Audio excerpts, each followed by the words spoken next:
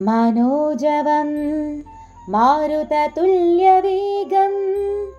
ജിതേന്ദ്രിയം ബുദ്ധിമതാം വരിഷ്ഠം വാതാത്മജം വാനരയൂഥമുഖ്യം ശ്രീരാമദൂതം ശിരസാ നമാമി. ശ്രീരാമദൂതം ശിരസാ നമാമി. ജയ ജയ ശ്രീ ആഞ്ജനേയർ, ജയ ജയ സീതാറാം. സർവം ശ്രീ രാധാകൃഷ്ണ അർപ്പണമസ്തു. സ്വസ്തികയിലൂടെ രാമായണ കഥാമൃതം 16-ാം ദിവസത്തിലേക്ക്. അങ്ങനെ കിഷ്കിന്ധാകാണ്ഡത്തിലേക്ക് കടന്നു. രാമലക്ഷ്മണന്മാരെയും വഹിച്ചുകൊണ്ട് ഭക്ത ഹനുമാൻ സുഗ്രീവ സന്നിധിയിലെത്തി. ബാലി സുഗ്രീവന്മാരുടെ കഥയായിരുന്നല്ലോ കഴിഞ്ഞ ഭാഗങ്ങളിൽ പരാമർശിച്ചുകൊണ്ടിരുന്നത്. എന്നാൽ ഈ കഥ പൂർത്തിയാകണമെങ്കിൽ ഹനുമാൻ സ്വാമിയുടെ കഥ കൂടി കേൾക്കണം.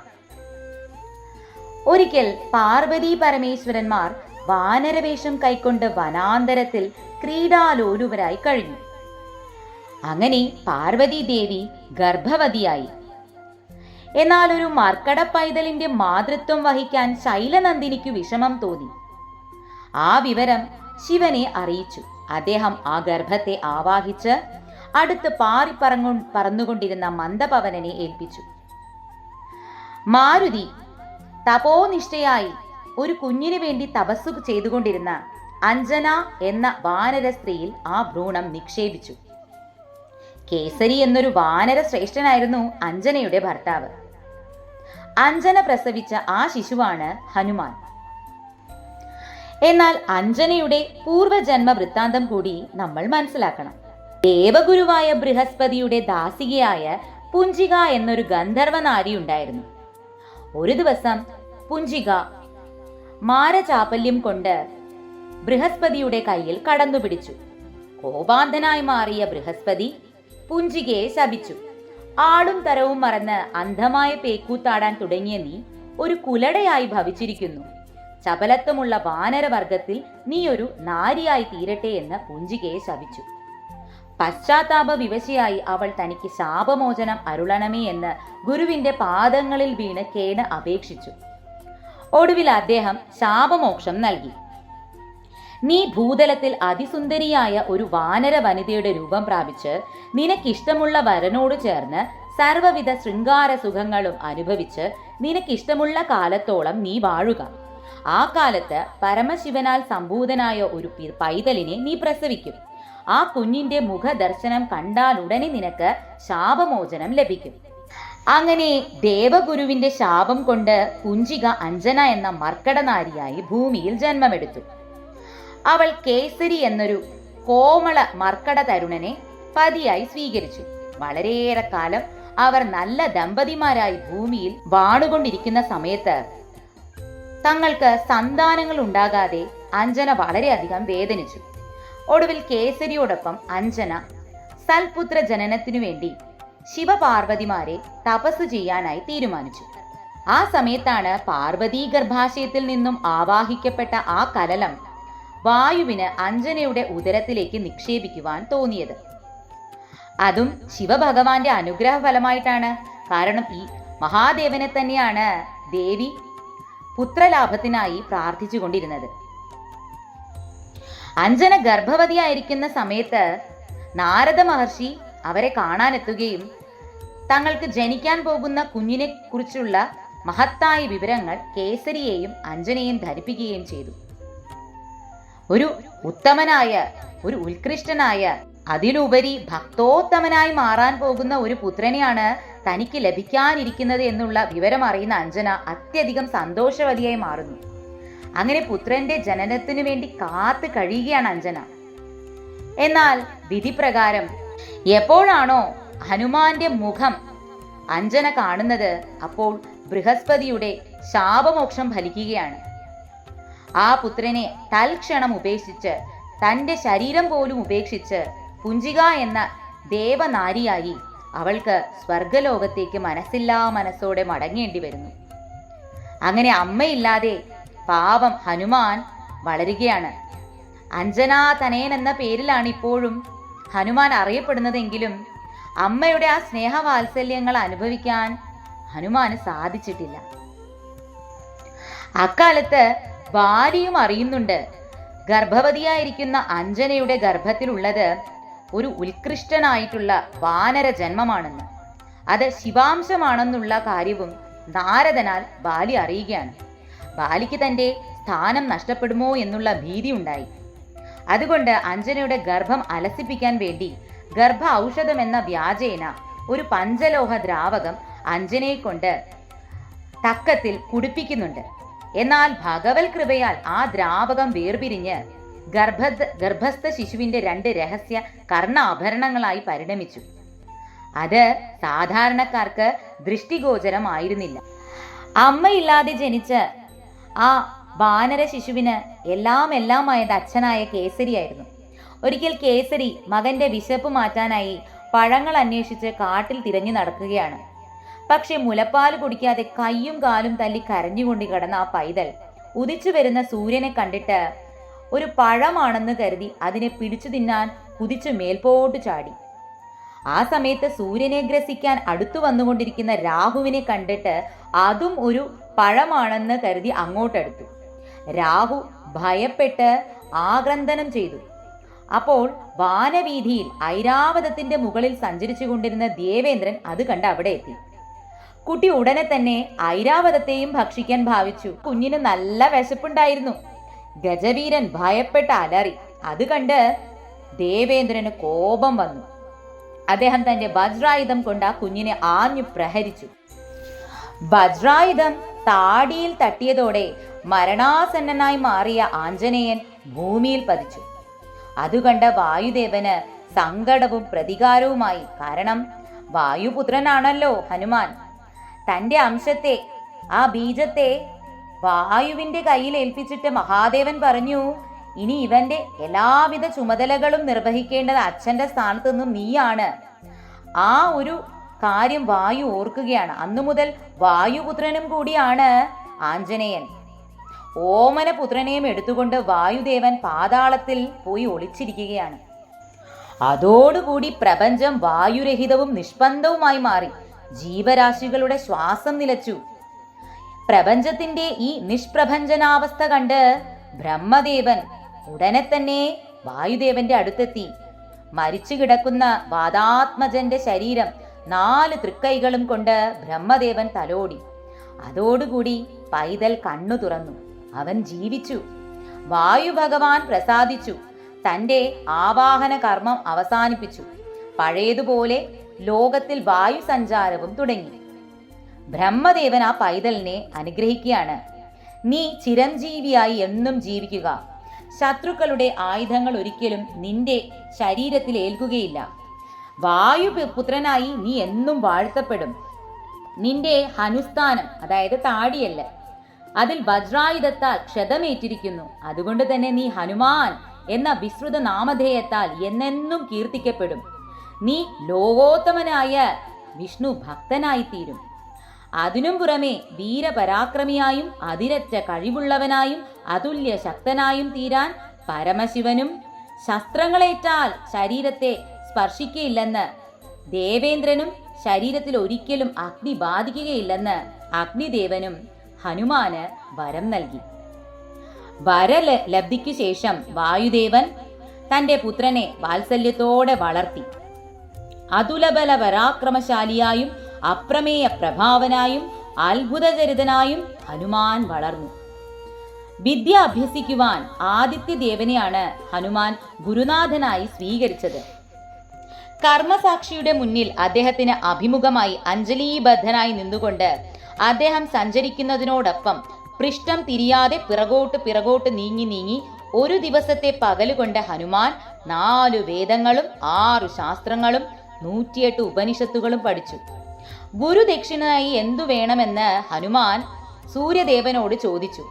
അപ്പോൾ സൂര്യദേവൻ പറഞ്ഞു, ഒന്നും വേണ്ട. നിന്റെ ബുദ്ധി സാമർഥ്യവും ഭക്തിയും കണ്ട് എനിക്ക് ഒരുപാട് സന്തോഷായി. അതാണ് എനിക്കുള്ള ഗുരുദക്ഷിണ. എനിക്കത് കിട്ടിക്കഴിഞ്ഞു. അങ്ങനെ സൂര്യൻ അരുളിയപ്പോൾ, അത് പറ്റില്ല, അങ്ങ് എന്തെങ്കിലും ദക്ഷിണയായി എന്നിൽ നിന്ന് സ്വീകരിക്കണമെന്ന് വാതാത്മജൻ പിന്നെയും നിർബന്ധിച്ചു. അപ്പോൾ സൂര്യഭഗവാൻ പറഞ്ഞു, എന്നാൽ എന്റെ പുത്രൻ സുഗ്രീവൻ ബാലിയെ പേടിച്ച് ഋഷ്യമുഖാചലത്തിൽ ബന്ധുരഹിതനായി കഴിഞ്ഞുകൂടുകയാണ്. നീ അവിടെ പോയി അവന്റെ സഹായിയായി വർത്തിക്കുക. അതുമൂലം നിനക്ക് നന്മകൾ പലതും സിദ്ധിക്കും. അങ്ങനെ ആദിത്യദേവൻ കൽപ്പിച്ചതനുസരിച്ചിട്ടാണ് ഹനുമാൻ ഋഷ്യമുഖ പർവ്വതത്തിലെത്തിയത്. സുഗ്രീവന്റെ വിശ്വസ്ത കൂട്ടുകാരനായും മന്ത്രിയായും സേവനം ചെയ്യാൻ തുടങ്ങി. പുത്രന്റെ സുഗ്രീവ സഖ്യം അനുപേക്ഷണീയ ദേവകാര്യാർത്ഥമാണെന്നറിഞ്ഞ് വായുദേവനും അത് സസന്തോഷം സമ്മതിച്ചു. നിത്യവും 4 സമുദ്രക്കരയിലേക്കും ശക്രാത്മജൻ ചാടിക്കൊണ്ടിരുന്നത് ഋഷ്യമുഖാചലത്തിന്റെ മണ്ണിൽ തൊടാതെ ഒരു കാൽ നീട്ടി സുഗ്രീവന്റെ തലയിൽ ആഞ്ഞു ചവിട്ടിക്കൊണ്ടായിരുന്നു. ദിവസവും ബാലി തന്റെ സ്വാമിയായ സുഗ്രീവന് നൽകുന്ന ദുരിതത്തിൽ നിന്നും മോചനം നൽകാൻ എന്താണൊരു മാർഗമെന്ന് ഹനുമാൻ സഹതാപത്തോടെ ആലോചിച്ചു. ഒരു ദിവസം സുഗ്രീവന്റെ തലയിൽ ചവിട്ടി ബാലി പോകുന്നത് കണ്ട ഹനുമാൻ ആ കാലിൽ കടന്നു പിടിച്ച് അതിൽ ബലമായി തൂങ്ങിക്കിടന്നു. ഹനുമാനും ബാലിയും രണ്ടും തുല്യ ബലവാന്മാർ. സർവശക്തിയും എടുത്ത് ബാലി കാല് വലിച്ചു പൊക്കാൻ നോക്കി, പറ്റിയില്ല. മേരുപർവ്വതം കാലിന്മേൽ തൂങ്ങിക്കിടക്കുന്നത് പോലെയാണ് ബാലിക്ക് തോന്നിയത്. ബാലി വല്ലാതെ വിഷമിച്ചു. ഒടുവിൽ ബാലിയും ഹനുമാനും തമ്മിൽ ഒരു ഒത്തുതീർപ്പിലെത്തി. മേലാൽ ഇനി സുഗ്രീവന്റെ ശിരസിൽ ചവിട്ടുകയില്ലെന്ന സത്യത്തിന്മേൽ ആഞ്ജനേയൻ ബാലിയെ വിട്ടയച്ചു. അങ്ങനെ ബാലിയും ഹനുമാനും തമ്മിൽ ഒരു ബലമത്സരം നടക്കാനിടയായിട്ടുണ്ട്. ഇനി നമുക്ക് വീണ്ടും കിഷ്കിന്ധാകാന്ഡത്തിലേക്ക് മടങ്ങി വരാം. രാമലക്ഷ്മണന്മാരെയും വഹിച്ചുകൊണ്ട് മാരുതപുത്രൻ ആമോദത്തോടെ ആർത്തു വിളിച്ചുകൊണ്ട് ഒടുവിൽ ഋഷ്യമുഖാചല സാനുവിലെത്തി. ഒരു വൃക്ഷച്ചുവട്ടിൽ പച്ചിലകൾ കൊണ്ട് 2 പീഠങ്ങൾ ഉണ്ടാക്കി അവിടെ രാമലക്ഷ്മണന്മാരെ ഹനുമാൻ ആസനസ്ഥരാക്കി. അനന്തരം സുഗ്രീവനെ ചെന്ന് കണ്ട് ഉണ്ടായ കാര്യങ്ങളൊക്കെ പറയുകയാണ്. പ്രഭു, ഇനി ആരെയും അങ്ങ് പേടിക്കാനില്ല. വിശ്വനായകന്മാരായ രാമലക്ഷ്മണന്മാർ അങ്ങയെ സഹായിക്കാനായി ഇവിടെ എഴുന്നള്ളിയിരിക്കുന്നു. അവരെ പോയി വന്ദിച്ച് സൽക്കരിച്ച് സഖ്യം ചെയ്തുകൊള്ളൂ. എല്ലാം മംഗളമായി കലാശിക്കും. അങ്ങനെ വാതാത്മജന്റെ ഉപദേശമനുസരിച്ച് ആദിത്യപുത്രനായ സുഗ്രീവൻ 4 മന്ത്രിമാരും ഒന്നിച്ച് മധുര പക്വഫലങ്ങൾ നിറച്ച ഉപഹാരങ്ങളുമായി രാമചന്ദ്രന്റെ മുമ്പിലെത്തി താണു വീണ് നമസ്കരിച്ചു. സുഗ്രീവനെ പിടിച്ചെഴുന്നേൽപ്പിച്ച് തന്റെ അടുത്തിരുത്തിക്കൊണ്ട് ദാശരഥി കുശലങ്ങൾ ചോദിച്ചു. സുഖമല്ലേ? ഒന്നും മറുപടി പറയാൻ കഴിവില്ലാതെ സുഗ്രീവൻ തൊഴുതുകൊണ്ടിരുന്നതേയുള്ളൂ. സീതാദേവിയുടെ അന്തർധാന വിവരങ്ങളെല്ലാം തന്നെ രാമലക്ഷ്മണന്മാർ സുഗ്രീവനെ അറിയിച്ചു. അപ്പോൾ സുഗ്രീവൻ പറയുകയാണ്, പ്രഭോ, നാരീമണി തിലകമായ ജാനകി ദേവി എവിടെ പള്ളി കൊള്ളുന്നു എന്നും ആരാണ് ദേവിയെ തട്ടിക്കൊണ്ടുപോയതെന്നും എന്നുള്ള വിവരങ്ങളെല്ലാം അടിയൻ അന്വേഷിച്ചറിഞ്ഞുകൊള്ളാം. സന്താപമാറ്റി അങ്ങ് സന്തോഷത്തോടെ ഇരുന്നാലും നീചനായ രാവണനാണ് ദേവിയെ അപഹരിച്ചതെങ്കിൽ അവനെ നിഗ്രഹിച്ച് അവന്റെ വംശം പോലും സംഹരിക്കാനുള്ള സഹായങ്ങൾ അടിയൻ ചെയ്തു തന്നുകൊള്ളാം. കഷ്ടിച്ച് 2 മാസങ്ങൾക്കപ്പുറം ഒരു സംഭവം അടിയന് ഓർമ്മ വരുന്നു. ഒരു ദിവസം അടിയനും മന്ത്രിമാരും കൂടി ഈ മലയുടെ മുകളിൽ അങ്ങനെ നിൽക്കുമ്പോൾ മോഹനരൂപിണിയായ ഒരു കാമിനി മണിയെ ഒരു രാക്ഷസൻ വിമാനത്തിൽ കയറ്റി ആകാശമാർഗേണ കൊണ്ടുപോകുന്നതായി കണ്ടു. പർവ്വത മുകളിൽ നിന്ന് അടിയങ്ങളെ രഹസ്യമായി വീക്ഷിച്ചുകൊണ്ട് ഒരു വസ്ത്രപ്പൊതി ആ നാരീരത്നം കീഴോട്ടെറിഞ്ഞു തന്നു. ആ പൊതി അടിയൻ എടുത്തു സൂക്ഷിച്ചു വച്ചിട്ടുണ്ട്. അതിൽ കുറച്ച് ആഭരണങ്ങളായിരുന്നു. അത് ഇങ്ങോട്ട് പോന്നപ്പോൾ നിന്തിരുവടിയെ കാണിച്ച് അത് വല്ല രാജകുമാരിമാരുടേതാണോ എന്നറിയാൻ വേണ്ടി ഹനുമാൻ പറഞ്ഞതനുസരിച്ച് ഞാൻ കൂടെ കൊണ്ടുവന്നിട്ടുണ്ട്. അത് നോക്കിയാൽ ഇത് ജാനകി ദേവിയുടെ ആഭരണങ്ങളാണോ എന്ന് അങ്ങേക്ക് അറിയാൻ സാധിക്കും. തന്റെ മടിയിലിരുന്ന ആ വസ്ത്രപ്പൊതി സുഗ്രീവൻ രാമലക്ഷ്മണന്മാരുടെ മുമ്പിൽ വെച്ചു. രാമൻ ആ പൊതി അഴിച്ചു നോക്കി. അതോടുകൂടി ആ നേത്രങ്ങളിൽ നിന്നും ചുടു കണ്ണുനീരൊലിക്കാൻ തുടങ്ങി. എന്നെപ്പോലെ നിങ്ങളും മൈഥിലിയെ വിട്ടു പിരിഞ്ഞോ? അടക്കാനാവാത്ത സങ്കടത്തോടെ അദ്ദേഹത്തിന്റെ തൊണ്ടയിടറി. അങ്ങനെ പുലമ്പിപ്പോയി. അദ്ദേഹം ആ വിഭൂഷകളെ തൻ്റെ വിലോചനങ്ങളിൽ അർപ്പിച്ച് അശ്രുജലത്താൽ അതിനെ അഭിഷേകം ചെയ്തു. അനന്തരം തൻ്റെ ആ കഥനഭാരം ഒതുക്കുവാനും ഒളിക്കുവാനും വേണ്ടി അദ്ദേഹം വിഷയം മാറ്റി സുഗ്രീവനോട് ചോദിച്ചു, മർക്കട ശ്രേഷ്ഠ, ജ്യേഷ്ഠനായ ബാലിയും ഭവാനും തമ്മിൽ എന്തിനാണിത്ര വിരോധം? അങ്ങനെ ആ പഴയ മായാവിയുടെയും ബാലിയുടെയും യുദ്ധവും ഉണ്ടായ എല്ലാ കാര്യങ്ങളും സുഗ്രീവൻ വിശദമായിട്ട് രാമലക്ഷ്മണന്മാർക്ക് പറഞ്ഞു കേൾപ്പിച്ചു കൊടുത്തു. എന്തിനാണ് താൻ ഈ ഋഷ്യമൂകാചലത്തിൽ താമസിക്കുന്നതെന്നും ഉള്ള വിവരം സുഗ്രീവൻ ധരിപ്പിച്ചു. സുഗ്രീവന്റെ വ്യസനം നിറഞ്ഞ വചനങ്ങൾ കേട്ട് രാമലക്ഷ്മണന്മാർ അദ്ദേഹത്തെ സാന്ത്വനപ്പെടുത്തി. മാന്യമിത്രമേ, സീതാന്വേഷണ വിഷയത്തിൽ എന്നെ അങ്ങ് സഹായിക്കുകയാണെങ്കിൽ ബാലിയെ വധിച്ച് കിഷ്കിന്ധാ രാജ്യം സ്വന്തമാക്കാൻ, ശത്രുപീഡനത്തിൽ നിന്നും രക്ഷിക്കാൻ ഭവാനെയും ഞാൻ സഹായിക്കാം. ആ സമയം മതിമാനായ മാരുതി അവരുടെ രണ്ടുപേരുടെയും നടുവിൽ അഗ്നിയെ ജ്വലിപ്പിച്ച് സത്യത്തിനുള്ള ശുഭമുഹൂർത്തം കൽപ്പിച്ചു. അഗ്നിക്ക് 3 പ്രദക്ഷിണം ചെയ്തതിനു ശേഷം രാമസുഗ്രീവന്മാർ പരസ്പരം സഖികളായി വർത്തിക്കുകയും സഹായിക്കുകയും ചെയ്തു കൊള്ളാമെന്ന് അഗ്നിസാക്ഷിയായി സത്യപ്രതിജ്ഞയും ചെയ്തു. തന്നെ സഹായിക്കാമെന്ന് രാമൻ സത്യം ചെയ്തെങ്കിലും അമിത ബലവാനായ ബാലിയെ വധിക്കുവാൻ കേവലം ഒരു മനുഷ്യനായ ഒരു യുവാവായ രാമനെ കൊണ്ട് സാധിക്കുമോ എന്നൊരു സംശയം സുഗ്രീവന്റെ ഹൃദയത്തിൽ പുകഞ്ഞുകൊണ്ടിരിക്കുകയാണ്. അതിന്റെ ബഹിർസ്ഫുരണമായി ആ വാനരപ്രവരൻ രാമനോട് പറയുകയാണ്, പാലാഴി മഥനകാലത്ത് തന്നെത്താൻ ഒരു വശത്ത് നിന്നുകൊണ്ട് പാശമായ വാസുകിയെ വലിച്ചവനാണ് ഈ ബാലി. ആ ശക്തി കൊണ്ട് മത്തായ മന്ദരപർവ്വതം പോലും താഴ്ന്നുപോയി. ലങ്കാധിപനായ രാവണനെ വാലിന്മേൽ തൂക്കിക്കൊണ്ട് 4 സമുദ്രക്കരയിലേക്കും ചാടിയവനാണ് ബാലി. നേരിട്ട് നിന്ന് യുദ്ധം ചെയ്യുന്നവന്റെ പകുതി ബലം ബാലിയിൽ ചെന്നു ചേരുമെന്ന് പണ്ട് ദേവേന്ദ്രൻ വരവും കൊടുത്തിട്ടുണ്ട്. അത്രയ്ക്ക് അതുല്യ ബലവാനാണ് ആ പ്ലവക പ്രവരൻ. കൊമ്പുകളിൽ പിടിച്ചിളക്കി കുലുക്കി കഴുത്തു ഞെരിച്ചു പറിച്ചെടുത്ത ദുന്ദുബിയുടെ തല വലിച്ചെറിഞ്ഞപ്പോൾ തെറിച്ചു വീണെടുത്ത് ഇപ്പോഴും മന്ദരമല പോലെ അത് കിടക്കുന്നുണ്ട്. മാംസമെല്ലാം ദ്രവിച്ചു പോയി കഴിഞ്ഞിപ്പോൾ അത് അസ്ഥികൂടമായി ഇരിപ്പുണ്ട്. എന്നിട്ടും 1000 ആനകൾ വിചാരിച്ചാലും അതൊന്ന് അനക്കാൻ പോലും സാധിക്കുകയില്ല. അപ്പോൾ രാമൻ പുഞ്ചിരി തൂകി സുഗ്രീവനോട് ചോദിച്ചു, ആ തല എവിടെയാണ് കിടക്കുന്നത്? സുഗ്രീവൻ ദൂരെ അത് ചൂണ്ടിക്കാണിക്കുകയാണ്. അതാ ആ ഒരു മല പോലെ കാണുന്നില്ലേ, അത് അവന്റെ തലയുടെ അസ്ഥികൂടമാണ്. ഇപ്പോഴും അതിനൊരു കേടും സംഭവിച്ചിട്ടില്ല. രാമൻ ലക്ഷ്മണനോടും സുഗ്രീവനോടും കൂടി ആ ബ്രഹ്മാണ്ഡ ശിരോസ്തി കിടക്കുന്ന ആ സ്ഥലത്ത് ചെന്ന് ഒന്നാകെ അതിനെ വീക്ഷിച്ചു. ഇനി ഈ അശുദ്ധമായ മസ്തകം ഇവിടെ വേണ്ട എന്നു പറഞ്ഞ് രാമൻ തന്റെ വാമപാദാകുഷ്ടം കൊണ്ട്, അതായത് കാലിന്റെ പെരുവലൽ കൊണ്ട് അതിനെ അനായാസേനം തോണ്ടി അങ്ങ് മേൽപോട്ടേക്ക് എറിഞ്ഞു. നോക്കത്താ ദൂരത്ത് ദക്ഷിണ സമുദ്രത്തിൽ അത് ചെന്ന് പൊട്ടിത്തെറിച്ച ഒരു മല പോലെ വീണു. അത് കണ്ട സുഗ്രീവനും സജീവന്മാരും വിസ്മയഭരിതരായി സ്തംഭിച്ചു നിന്നുപോയി. അതോടുകൂടി സുഗ്രീവന്റെ പകുതി സംശയം തീർന്നു.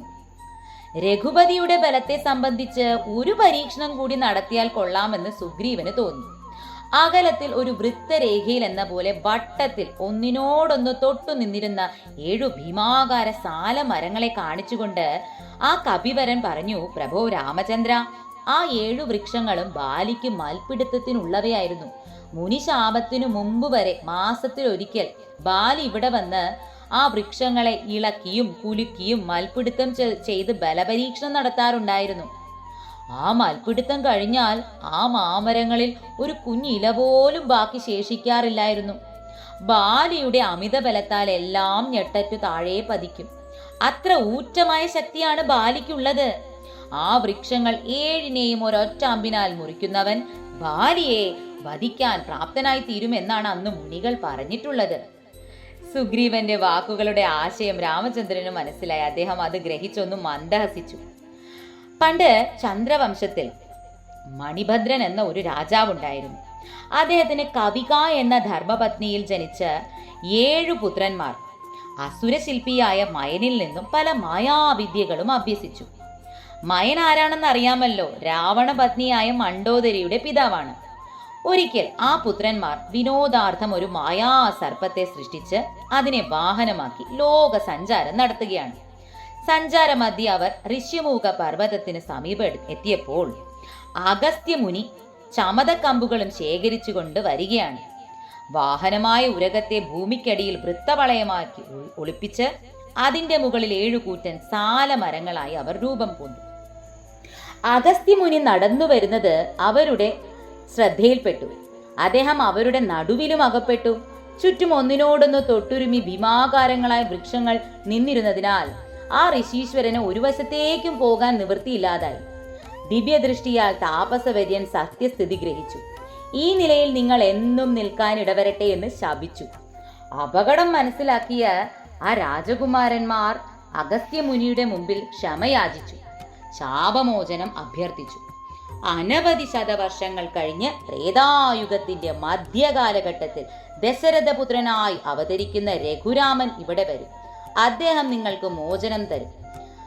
ഇത്രയും പറഞ്ഞ് അദ്ദേഹം തിരോഭൂതനായി. ആകാശ പരിധി വരെ ഉയർന്ന് ശാഖോപശാഖകൾ നീട്ടി ബഹുവിസ്തൃതിയിൽ പരന്ന് പാശപംക്തികളാൽ നിബിഡമായി തടിച്ചു വർണ്ണിച്ചു ഭീമാകാരങ്ങളായി തടിയോടുകൂടി നിന്നിരുന്ന ആ സപ്തസാലങ്ങളെയാണ് രാമചന്ദ്രന് ഒരൊറ്റ ശരം കൊണ്ട് ഭഞ്ജനം ചെയ്യേണ്ടത്. രാമൻ ഒരു ബാണമെടുത്തു. സർവ്വയാളുകളും നോക്കി നിൽക്കെ ഭൂമിക്കടിയിലേക്ക് അത്ഭുത ശക്തിയോടെ അത് തൊടുത്തുവിട്ടു.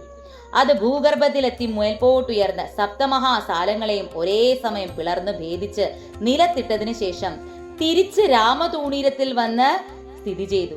അത് കണ്ട് സുഗ്രീവാദികൾ ഭയവിഭ്രമ വിസ്മയങ്ങളോടെ നിർനിമേഷ നയനരായി തൊഴുതുകൊണ്ട് നിന്നുപോയി. ബാണം ഭൂഗർഭത്തിലെത്തി മായാസർപ്പത്തിന്റെ മസ്തകം ഭേദിച്ചപ്പോൾ അത് നിവരുകയും അതിന്റെ ഫലമായി വൃത്താകാരത്തിൽ നിന്ന വൃക്ഷങ്ങൾ ഒരേ വരിയിലായി തീരുകയും ബാണം നേരെ ചെന്ന് അവയെ മുറിക്കുകയും ചെയ്തു. എല്ലാം കണ്ണടച്ച് തുറക്കുന്നതിനിടയിലുള്ള ഒരു ഒറ്റ നിമിഷം കൊണ്ട് കഴിഞ്ഞു. ഈ കാഴ്ച കണ്ട് സുഗ്രീവൻ മനസ്സിലാക്കി, രാമൻ ഒരു അസാധാരണ ദിവ്യ പ്രഭാവനാണ്. അദ്ദേഹം സാക്ഷാൽ ശ്രീ നാരായണന്റെ അവതാരമാണ്. അദ്ദേഹത്തിന്റെ ആ കാലടികളിൽ വീണ് കൂപ്പി സ്തുതിച്ചു. ഭക്തോത്തമനായ ഹനുമാൻ രാമനാമം ജപിച്ചുകൊണ്ട് അവിടെ കമഴ്ന്നു കിടന്ന് കരയുകയാണ്. ഒന്നും ശബ്ദിക്കാൻ കഴിവില്ലാത്ത വിധം ഇതെല്ലാം കണ്ട് ആഞ്ജനേയന്റെ കണ്ഠം നിരുദ്ധമായി. സന്തുഷ്ടനായി തീർന്ന സൂര്യപുത്രൻ രാമന്റെ ചേവടികളെ തൊഴുതുകൊണ്ട് ഉണർത്തിച്ചു. തിരുമേനി, സീതാന്വേഷണ അർത്ഥം യാത്ര പുറപ്പെടുന്നതിന് അടിയങ്ങൾക്ക് അനുവാദം തരണം. രാവണൻ ദേവിയെ ലങ്കയിലേക്കാണ് കൊണ്ടുപോയിരിക്കുന്നതെങ്കിലും 4 ദിക്കുകളിലും അന്വേഷിക്കണമെന്നാണ് അടിയൻ ഉദ്ദേശിക്കുന്നത്. എന്തുകൊണ്ടെന്നാൽ അവൻ മായാവിയാണ്. അവന്റെ സങ്കേതം ഏതെന്ന് വിശ്വസിക്കാൻ വയ്യ. ലക്ഷ്മണൻ പറഞ്ഞു, അങ്ങേക്ക് ആകെ 4 മന്ത്രിമാരേയുള്ളൂ. തുച്ഛമായ ഈ അനുയായികളോടുകൂടി എങ്ങനെയാണ് ബഹുകൃതമായ ആ അന്വേഷണം അങ്ങ് നടത്തുന്നത്? ആദ്യമായി ബാലിവധം നടക്കട്ടെ, അപ്പോൾ അങ്ങേക്ക് കിഷ്കിന്ധാധിപതിയാകാം. അപ്പോൾ അനുയായികൾ വേണ്ടുവോളം ഉണ്ടാകും. രാമൻ പറഞ്ഞു, ലക്ഷ്മണൻ പറഞ്ഞത് ശരിയാണ്. അനുയായികളെ ആജ്ഞാപിക്കണമെങ്കിൽ ഭരണാധികാരം ആവശ്യമാണ്. സുഗ്രീവൻ പറഞ്ഞു, അടിയൻ ഇപ്പോൾ എന്താണ് ചെയ്യേണ്ടത്? നിന്തിരുവടി കൽപ്പിച്ചാലും. ലക്ഷ്മണൻ പറഞ്ഞു, ഇപ്പോൾ തന്നെ പോയി ബാലിയെ പോരിന് വിളിക്കൂ, ഞങ്ങളും കൂടെ വരാം. രാമൻ പറഞ്ഞു, സുഗ്രീവ, ലക്ഷ്മണൻ പറഞ്ഞതാണ് ശരി. നീ ഇപ്പോൾ തന്നെ കിഷ്കിന്ധിയിലേക്ക് പുറപ്പെടുക, ബാലിയെ പോരിന് വിളിക്കുക. അങ്ങനെ രാമലക്ഷ്മണന്മാരുടെ അഭിപ്രായത്തോട് ഹനുമാനും അനുകൂലിച്ചു. ഉത്തരക്ഷണത്തിൽ സുഗ്രീവനും ഹനുമാൻ, നളൻ, നീലൻ തുടങ്ങിയ 4 മന്ത്രിമാരും രാമലക്ഷ്മണ സമേതം കിഷ്കിന്ധിയിലെ ഗോപുരദ്വാര പരിസരത്തിൽ പ്രവേശിച്ചു. അനവധി കാലമായി ബാലിയെ പേടിച്ച് നാടുവിട്ടോടിപ്പോയ സുഗ്രീവനെ വീണ്ടും കണ്ടപ്പോൾ വാനരന്മാർ അതിശയിച്ചു. സുഗ്രീവൻ മാത്രം നേരെ നിന്നു. മറ്റുള്ളവർ ഒരു ഒഴിഞ്ഞ സ്ഥലത്ത് മറഞ്ഞു നിന്നതേയുള്ളൂ. ഗോപുരദ്വാരത്തിൽ ചെന്ന് സുഗ്രീവൻ ബാലിയെ ഉച്ചത്തിൽ പോരിന് വിളിച്ചു. തന്റെ നേരെ നിന്ന് സമരം ചെയ്യുന്ന എതിരാളിയുടെ പകുതി ശക്തി തന്നിലേക്ക് സംക്രമിക്കുമെന്ന് ബാലിക്കൊരു വരം ലഭിച്ചിട്ടുണ്ട്. ഇന്ദ്രാത്മജന് സിദ്ധിച്ചിട്ടുള്ള ആ വരവൈഭവം ദശരഥ നന്ദനായ രാമന് അറിയാമായിരുന്നതിനാൽ ഒരു മരത്തിന്റെ പിറകെ അദ്ദേഹം മറഞ്ഞു നിന്നു. സുഗ്രീവന്റെ ഈ പോർവിളി കേട്ട് അത്യന്തം ക്രുദ്ധനായിട്ടാണ് ബാലി ഗോപുരദ്വാരത്തിലേക്ക് ഓടി വന്നത്. രാമന്റെ പിന്തുണയുണ്ടല്ലോ എന്നുള്ള ധൈര്യത്തോടെ സുഗ്രീവൻ ഉറച്ചു തന്നെ അങ്ങ് നിന്നു.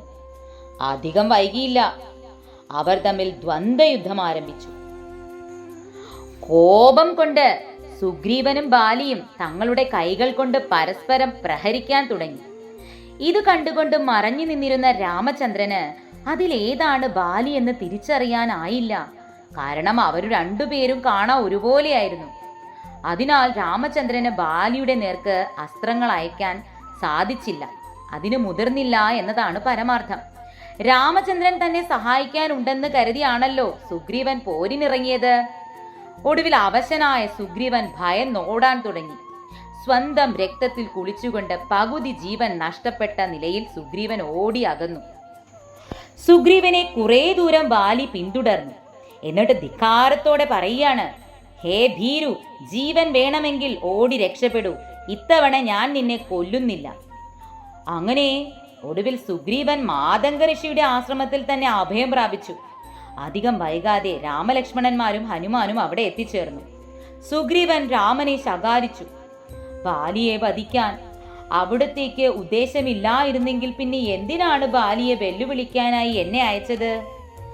അങ്ങയുടെ ജ്യേഷ്ഠനെ വധിക്കാൻ എനിക്ക് ആഗ്രഹമില്ല എന്ന് അവിടത്തേക്ക് എന്നോട് നേരത്തെ തന്നെ പറയാമായിരുന്നില്ലേ? ബാലിയും സുഗ്രീവനും കാഴ്ചയിൽ ഒരുപോലെ ഇരുന്നതിനാൽ ആരാണ് ബാലി എന്ന് എനിക്ക് തിരിച്ചറിയാൻ സാധിച്ചില്ല. രാമചന്ദ്രൻ ക്ഷമ ചോദിക്കുകയാണ്. ഇതിനാലാണ് ഞാൻ അസ്ത്രം അയക്കാത്തത്. ജ്യേഷ്ഠനിൽ നിന്നു തന്നെ വ്യത്യസ്തമായി തിരിച്ചറിയാൻ എന്തെങ്കിലും ഒരു അടയാളം ധരിക്കാൻ രാമചന്ദ്രൻ സുഗ്രീവനോട് ആവശ്യപ്പെട്ടു. അങ്ങനെ സുഗ്രീവനും രാമചന്ദ്രനും ലക്ഷ്മണനും ഹനുമാനും വീണ്ടും കിഷ്കിന്ധിയിലേക്ക് പോയി. നഗരത്തിന്റെ പരിസരത്തിലെത്തിയപ്പോൾ ഉറക്കെ ഗർജിച്ചുകൊണ്ട് തന്റെ ജ്യേഷ്ഠനായ ബാലിയെ സുഗ്രീവൻ വെല്ലുവിളിച്ചു. സുഗ്രീവൻ മുന്നോട്ട് കുതിച്ചു ചെന്നു. മറ്റു മൂവരും മരങ്ങൾക്കിടയിൽ ഒളിച്ചു നിന്നു. സുഗ്രീവൻ വെല്ലുവിളിക്കുമ്പോൾ ബാലി അന്തപുരത്തിലായിരുന്നു. കോപാകുലനായ ബാലി തന്റെ ഇരിപ്പിടത്തിൽ നിന്നും ചാടി എഴുന്നേറ്റ് സുഗ്രീവനെ എതിരിടാനായി വേഗം ചെന്നു. എന്നാൽ അപ്പോൾ ബാലിയുടെ പത്നിയായ താര ഉത്കണ്ഠാകുലയായി. അവർ തന്റെ പതിയെ മുറുകെ പിടിച്ചുകൊണ്ട് പറഞ്ഞു, പ്രഭു, ദയവു ചെയ്ത് കോപം വെടിഞ്ഞാലും എന്നിട്ട് സമാധാനത്തോടെ ചിന്തിച്ചാലും. അങ്ങ് സുഗ്രീവനെ വളരെയധികം പ്രഹരിച്ചിരുന്നു. അതിനാൽ വീണ്ടും അദ്ദേഹം ഈ ധൈര്യത്തോടെ തിരിച്ചു വരുന്നത് എനിക്ക് സംശയം ഉളവാക്കുകയാണ്. ഇത്രയും ധൈര്യത്തോടെ സുഗ്രീവൻ തിരിച്ചു വരുന്നുണ്ടെങ്കിൽ അദ്ദേഹത്തിന്റെ കൂടെ ശക്തനായ മറ്റാരോ ഉണ്ട്. ഇനി ആ രാമലക്ഷ്മണന്മാർ സുഗ്രീവനുമായി സൗഹൃദം സ്ഥാപിച്ചേക്കുമോ? നമ്മുടെ പുത്രനായ അംഗദൻ ചാരന്മാർ വഴി ചില വിവരങ്ങൾ അറിഞ്ഞിരുന്നു. ഇത് കേട്ട് മരണം വിധിക്കപ്പെട്ട ബാലി പറയുകയാണ്, അദ്ദേഹത്തിന് അപ്പോൾ ഉപദേശമൊന്നും ചെവിക്കൊള്ളില്ലല്ലോ. താരെ, നീ ഇത്ര അധീരയാണോ? എന്നെ തടുക്കാതെ മുമ്പിൽ നിന്നും മാറി നിൽക്ക്. ഒന്ന് ആലോചിച്ചു നോക്ക്. ഒരു ബന്ധുവായി സുഗ്രീവൻ ആരാണുള്ളത്? ഈ ബാലി. എനിക്ക് വിരോധിയായി ലോകത്തിൽ ആരുണ്ട്? അഥവാ ഒരു ബന്ധു അവനുണ്ടായാൽ തന്നെയും എനിക്കതിൽ തെരുമ്പും ഭയമില്ല. അവന്റെ ബന്ധു എന്റെ അതിബന്ധുവായി തീരും. അല്ലാത്ത പക്ഷം അവൻ എന്റെ കൈയാൽ വന്ധ്യനായി തീരും. ഗോപുരദ്വാരത്തിൽ ശത്രു വന്ന് പോരിന് വിളിക്കുമ്പോൾ പേടിച്ച് അകത്തിരിക്കുന്നത് ഒരു വീരന്റെ പ്രവൃത്തിയാണോ താരെ? അത് പൗരുഷമാണോ? ധൈര്യമില്ലാത്ത പുരുഷൻ വെറും പശുവാണ്. അങ്ങനെ ഒരു പശുവായി ഇവിടെ പേടിച്ചൊളിച്ചിരിക്കാൻ ഞാൻ ആഗ്രഹിക്കുന്നില്ല. ഞാൻ ചെന്ന അവനെയും അവന്റെ ആ ശക്തിമാനായ ബന്ധുവിനെയും ക്ഷണനേരം കൊണ്ട് വധിച്ച് വേഗം തിരിച്ചു വരാം. ഇത്തവണ ഞാൻ അവന് മാപ്പ് കൊടുക്കുകയില്ല. സ്ത്രൈണമായ ഭയം ഉപേക്ഷിച്ച് ഒരു വീരവനിതയെ പോലെ ധൈര്യമായി എന്നെ പോർക്കളത്തിലേക്ക് അയക്കൂ താരെ. താര പിന്നെയും തുടർന്നു, നാഥ, ഞാൻ അമംഗളം സൂചിപ്പിക്കുന്നു എന്ന് തെറ്റിദ്ധരിക്കരുത്. നമ്മുടെ അംഗദകുമാരൻ ഈയിടെ നായാട്ടിനായി കാനനത്തിൽ സഞ്ചരിക്കുമ്പോൾ ഒരു മഹർഷി അവനെ കാണുകയും സന്ദർഭവശാൽ അദ്ദേഹം അവനോട് 2 രാജകുമാരന്മാർ, അതും സൂര്യവംശതിലകനായ ദശരഥ മഹാരാജാവിന്റെ പുത്രന്മാർ വനമധ്യത്തിൽ സഞ്ചരിക്കുന്നുണ്ടെന്നും അവർ ഖരദൂഷണ ത്രിശിരാക്കളെയും അവരുടെ 14,000 രക്ഷോവരപ്പടയെയും 3.25 നാഴിക കൊണ്ട് സംഹരിച്ചെന്നും താടക, വിരാധൻ, മാരീചൻ തുടങ്ങിയ നിശാചരന്മാരെ വധിച്ചു എന്നും രാക്ഷസ വംശത്തിന്റെ നാശമാണ് അവരുടെ ഉദ്ദേശമെന്നും രാമന്റെ പത്നിയെ ലങ്കാ ചക്രവർത്തിയെ രാവണൻ അപഹരിച്ചുകൊണ്ട് പോയെന്നും ആ ദശകണ്ഠനെ വധിച്ച് പത്നിയെ വീണ്ടെടുക്കാനാണ് അവരുടെ ഇപ്പോഴത്തെ സംരംഭമെന്നും സുഗ്രീവനുമായി സഖ്യം ചെയ്യാനായിട്ട് ശബരി താപസി രാമനെ ഉപദേശിച്ചിട്ടുണ്ടെന്നും ഒക്കെ പറയുകയുണ്ടായി. അതനുസരിച്ച് രാമനും സുഗ്രീവനും തമ്മിൽ ഇപ്പോൾ സഖ്യം നടന്നിരിക്കണം. സീതാന്വേഷണത്തിന് സുഗ്രീവൻ രാമനെ സഹായിക്കാമെന്നും അതിനു പകരമായി രാമൻ അങ്ങേ വധിക്കാമെന്നുമായിരിക്കണം അവർ തമ്മിൽ നടത്തിയ സത്യപ്രതിജ്ഞ. അതുകൊണ്ടാണ് ഞാൻ പറയുന്നത്, വൈരാഗ്യമെല്ലാം വെടിഞ്ഞ് രാമനെ ചെന്ന് കണ്ട് അദ്ദേഹത്തെ പ്രീതിപ്പെടുത്തി സുഗ്രീവനെ വിളിച്ച് ഇളമുറയായി വാഴിക്കൂ. മംഗളമായി ഈ പ്രശ്നങ്ങളൊക്കെ തീർക്കൂ. തന്മൂലം അങ്ങേക്ക് ഒരു കുറവും വരാനില്ല. മാത്രല്ല, അങ്ങയുടെ മേന്മ ഉയരുകയേ കണ്ണുനീർ വാർത്തുകൊണ്ടുള്ള താരയുടെ ഉപദേശമൊന്നും ബാലിക്ക് സ്വീകാര്യമായി തോന്നിയില്ല. അവൾ പറഞ്ഞു, ആത്മനാഥേ, നിന്റെ ഭയം കൊണ്ട് നീ ഇങ്ങനെ പുലമ്പുന്നതാണ്. എനിക്കൊന്നും സംഭവിക്കാൻ പോകുന്നില്ല. രാമലക്ഷ്മണന്മാർ വന്നിട്ടുണ്ടെങ്കിൽ അവർ എന്റെ പക്ഷത്തല്ലാതെ സുഗ്രീവന്റെ പക്ഷത്ത് ചേരുമോ? സാക്ഷാൽ മഹാവിഷ്ണു രാമനായി അവതരിക്കുന്നുണ്ടെന്നൊക്കെ എനിക്കറിയാം. നാരദ മഹർഷി എന്നോടൊരിക്കൽ അതൊക്കെ പറഞ്ഞിട്ടുണ്ട്. വിഷ്ണു ഭക്തനാണ് ഞാൻ. എന്നെ വെടിഞ്ഞ് സുഗ്രീവന്റെ പക്ഷത്ത് അദ്ദേഹം ചേരുമോ? അതിനൊരു സാധ്യതയുമില്ല. അവതാര ഉദ്ദേശം സാധിക്കുന്നതിന് വേണ്ടിയായിരിക്കണം രാമഭദ്രൻ കാനനത്തിൽ സഞ്ചരിക്കുന്നത്. അദ്ദേഹം ഭക്തജനപ്രിയനാണ്, ഞാൻ ഭക്തനുമാണ്. ഞാൻ അദ്ദേഹത്തെ ചെന്നുകണ്ട് അദ്ദേഹത്തിന്റെ പവിത്ര പാദങ്ങളിൽ പ്രണാമം ചെയ്ത് ആ പുണ്യപുരുഷനെ ഇങ്ങോട്ട് കൂട്ടിക്കൊണ്ടുവരും. നീ കണ്ടോളൂ, ഭക്തനെ അദ്ദേഹം നിരാകരിക്കുകയില്ല. അദ്ദേഹത്തെ സൽക്കരിച്ചിരുത്തി പൂജിക്കാനുള്ള രത്നപീഠം ഞാനിവിടെ സജ്ജമാക്കും. എന്റെ പിതാവായ ഇന്ദ്രന്റെ ഒരു അനുജനെന്നുള്ള സ്ഥാനം കൂടി അദ്ദേഹത്തിനുണ്ട്. നിന്റെ ജ്യേഷ്ഠത്തിയാണ് അദ്ദേഹത്തിന്റെ പത്നി പാലാഴി മങ്ക. ആ സ്ഥാനവുമുണ്ട്. അത് നീ മനസ്സിലാക്കിക്കൊള്ളൂ. അതുകൊണ്ട് നീ ഒട്ടും ദുഃഖിക്കുകയോ ചഞ്ചലപ്പെടുകയോ ഒന്നും വേണ്ട. അന്തഃപുരത്തിൽ പോയി സുഖമായിരിക്കൂ. സുഗ്രീവൻ പോരിന് വിളിച്ചിരിക്കുന്ന സ്ഥിതിക്ക് അവനെ ഒന്നുപോയി കാണട്ടെ. ക്രുദ്ധനായി പല്ലും കടിച്ച് അലറിക്കൊണ്ടാണ് ബാലി യുദ്ധസന്നദ്ധനായി നിലകൊണ്ടിരുന്ന സുഗ്രീവന്റെ മുമ്പിലേക്ക് ചാടി വീണത്. രണ്ടുപേരും ഭയങ്കര മുഷ്ടിയുദ്ധം നടത്തി. മുഷ്ടിപ്രഹരങ്ങളും കാലുകൊണ്ടുള്ള താടനങ്ങളും അന്യോന്യം ഏൽപ്പിച്ചു. പരസ്പരം തലകൊണ്ടടിച്ചും നഖങ്ങളാൽ മാന്തിപ്പറിച്ചും കെട്ടിപ്പിടിച്ചും അമർത്തി ഞെരിച്ചും ദൂരെ തെറിച്ചും പിന്നെയും അടുത്തും അങ്ങനെ യുദ്ധം വാശിയോടെ മുറുകി. പിന്നെ ഗദായുദ്ധമായി. ഓതിരം കടകം മറികടകം എന്ന നിലയിൽ ഗദകൾ കൊണ്ട് അങ്ങോട്ടും ഇങ്ങോട്ടും അടിച്ച് തകർത്തു. പാറയും തമ്മിൽ മുട്ടുന്നത് പോലെ ഗദാസംഘട്ടനങ്ങൾ മുടങ്ങി. ഇനി ഇവനെ സംഹരിച്ചിട്ടു തന്നെ കാര്യം എന്നുള്ള കരുതലോടെ ബാലി സർവശക്തിയും സംഭരിച്ചുകൊണ്ട് സുഗ്രീവന്റെ നെറുകയിൽ അടിച്ച് തല പൊളിക്കുവാനായി ഗദയുയർത്തി. ഒരു നിമിഷം കൊണ്ട് തന്റെ അവസാനമായെന്ന് സുഗ്രീവൻ തീരുമാനിച്ചു. ബാലിയെയും സുഗ്രീവനെയും നേരത്തെ തിരിച്ചറിയാൻ സാധിക്കാത്തത് കൊണ്ടാണല്ലോ രാമൻ ബാലിയുടെ നേർക്ക് ബാണം അയക്കാതിരുന്നത്. എന്നാൽ ഇപ്പോൾ രാമന്റെ ആജ്ഞ അനുസരിച്ച് ലക്ഷ്മണൻ ഒരു മനോഹരമായ പുഷ്പമാല്യം കോർത്തുണ്ടാക്കി. അത് സുഗ്രീവന്റെ കണ്ഠത്തിൽ അണിയിച്ചിരുന്നു. ആ മാലയുണ്ടാക്കാൻ പൂക്കൾ പറിച്ചുകൊണ്ടുവന്നതാകട്ടെ ഹനുമാനാണ്. ആ പുഷ്പമാല്യത്തിന്റെ ബലത്തിലാണ് സുഗ്രീവൻ ബാലിയോട് എതിർക്കുന്നത്. ആ മാല കഴുത്തിലുള്ളത് കൊണ്ട് തന്നെ ബാലിയെയും സുഗ്രീവനെയും തിരിച്ചറിയാൻ രാമന് വിഷമമുണ്ടായില്ല. ഷൂ എന്നുള്ള ശബ്ദത്തിൽ രാമബാണം ബാലിയുടെ നേർക്ക് കുതിക്കുകയാണ്. ഇനി എന്താണ് സംഭവിക്കാൻ പോകുന്നത്? അത് അടുത്ത ഭാഗത്തിൽ കേൾക്കാം. ഹനുമാൻ ചാലീസ ദിവസവും ചൊല്ലുന്നത് ഏറ്റവും ഉത്തമമാണ്. തുളസീദാസ് രചിച്ച ആ ഹനുമാൻ ചാലിസ ദിവസവും ചൊല്ലിയാൽ ഹനുമാൻ സ്വാമിയുടെ ഒരു സംരക്ഷണ കവചം എല്ലാ ഭക്തരിലും ഉണ്ടാകും. മാത്രമല്ല, വീരശൂര പരാക്രമിയും വിദ്യാവാനും എല്ലാവിധ സിദ്ധികൾക്ക് ഉടയവനും എല്ലാ തരത്തിലുള്ള നല്ല ഗുണങ്ങൾക്ക് മാതൃകയായിരിക്കുന്നവനും മാത്രമല്ല ഭഗവാന്റെ ഏറ്റവും മുഖ്യനായിട്ടുള്ള ഭക്തനും കൂടിയാണ് ഹനുമാൻ. ആ ഹനുമാന്റെ കൃപയുണ്ടെങ്കിൽ മാത്രമേ ശ്രീരാമസ്വാമി നമ്മിൽ പ്രസാദിക്കുകയുള്ളൂ. അപ്പോൾ സീതാരാമ ലക്ഷ്മണന്മാരുടെ അനുഗ്രഹം നമുക്ക് സിദ്ധിക്കണമെങ്കിൽ ആഞ്ജനേയ സ്വാമിയുടെ അനുഗ്രഹം ആദ്യം നമുക്ക് ലഭിക്കണം. എല്ലാവരും തുളസീദാസ് രചിച്ച ഹനുമാൻ ചാലിസ പഠിക്കാനും അത് ദിവസവും ചൊല്ലാനും ശ്രമിക്കുക. എല്ലാവർക്കും രാമലക്ഷ്മണന്മാരുടെ ആഞ്ജനേയ സ്വാമിയുടെ അനുഗ്രഹം ഉണ്ടാവട്ടെ. ജയ ജയ സീതാറാം, ജയ ജയ ശ്രീ ആഞ്ജനേയർ.